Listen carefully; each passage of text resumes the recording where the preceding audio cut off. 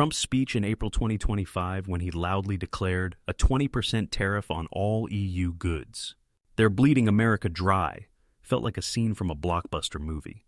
And then the numbers came in and killed all the drama. Reality: the average EU tariff on American goods ranges from 1% to 4.8%. So where did the 39% come from?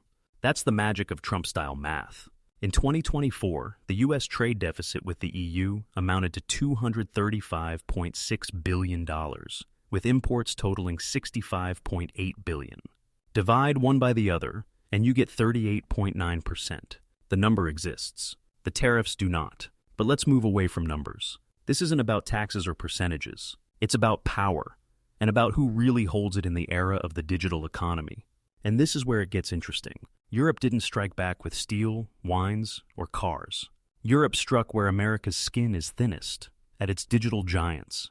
Google, Apple, Meta, Amazon, the pride of America, and simultaneously its most vulnerable spot. From Europe alone, Meta squeezed $38.36 billion. That's 23% of its global revenue. Apple, more than $101 billion.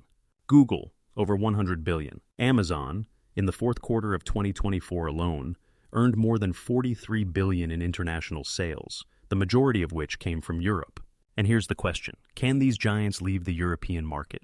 The answer is clear: no. To leave means to lose market share, lose dominance, lose status.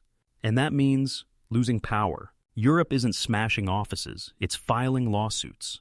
No smoke, no blood, just cold legal calculation. The first wave, GDPR, then the EU Data Act. The message was crystal clear: our data, our rules. Google, hand over the algorithm. Amazon, forget about warehouse analytics. Meta, share users' emotional responses with competitors from Berlin. Without data, a digital giant is like a sports car without fuel. Next came the digital tax, 3% on revenue, not on profit, on revenue. Made $1 billion, pay $30 million. Whether there's profit or not, no one cares. Europe looks at the App Store, YouTube, Google Ads, and asks a simple question: who's making money here, and why aren't they paying taxes? The third stage, sector-targeted regulation. Artificial intelligence, batteries, electric vehicles, exactly where the U.S. is building its future monopoly. Europe demands transparency of battery origins, tracking of CO2, and proof that AI algorithms don't discriminate. This isn't a blockade, it's suffocation by rules. The final chord, ACI, sounds like the title of a spy novel. In reality, an anti-coercion instrument, a ban on American companies participating in European tenders, conditional access to patents, a silent but lethally effective attack. This is no longer a trade war. This is a struggle for control in the digital age. America is still wealthy, but it no longer sets the rules. Big tech is still big, but the playing field is now European. The rules, foreign. The United States is no longer the master of the game. It's just a player, and not always one holding the winning cards. And what about Trump? He keeps spinning his tariff wheel like he's playing roulette. Bets on a number, loses, blames the croupier. Raised tariffs on steel. Got a response in the form of 25% taxes on American cars from Europe and Canada. And then he pretends not to understand why he was hurt. But the people in the U.S. aren't laughing anymore. In 48 hours, $6.4 trillion vanished from the American stock market. Shares plummeted. Tesla, down 45%. Ford, shutting down factories. GM, sending workers home.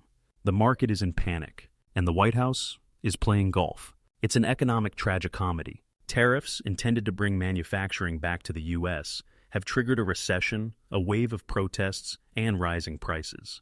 Cars have become 10% more expensive. Groceries, 6%. Gas, 15%. You can't walk into a supermarket empty-handed anymore. Inflation is the new gift from the so-called economic hero. American farmers, whom Trump promised to protect, are now the main victims. China turned away. Soy exports dropped by 15%, wheat by 8%, cotton by 10%. Domestic prices are rising, exports falling, and all for the sake of a great deal that turned out to be smoke and mirrors. Against this backdrop, Canada hits the most sensitive spot: energy.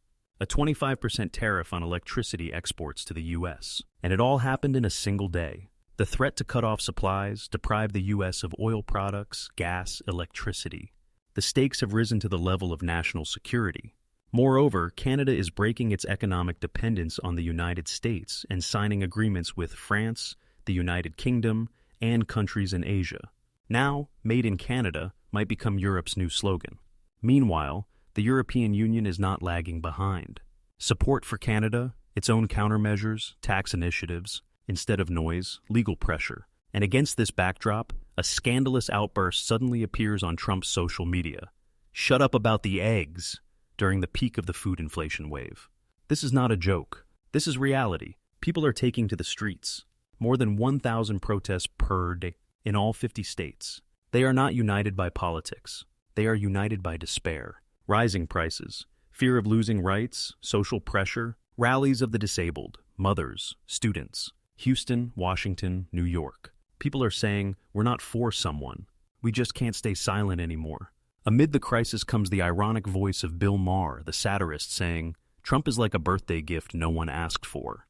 His macho image turns into a parody, and Michelle Obama's quiet confidence becomes the mirror he cannot face.